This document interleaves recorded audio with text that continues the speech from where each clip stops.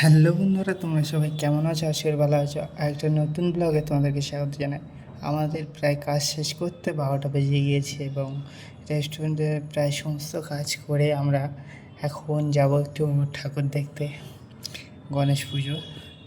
এবং এই যে পরিশ্রম করার পরে রাত্রিবেলায় একটু এই যে ল্যাম্পপোস্টে আলোর নিচে হাঁটাটা, এটা একটা অসাধারণ ব্যাপার যাকে বলা হয়, এবং তোমরা অবশ্যই এটা জানো।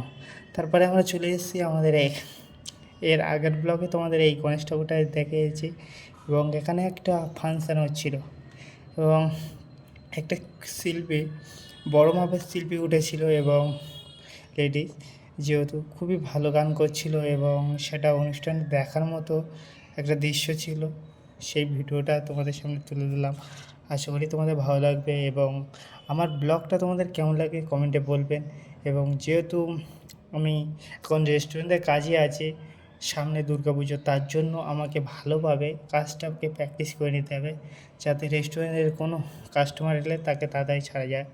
এবং তার জন্য আমি ভিডিও ও ছোটো ছোটো ক্লিপ করে তুলে দিচ্ছি যতটুকু পারছি, এবং তোমাদের সাপোর্ট আমার খুবই দরকার।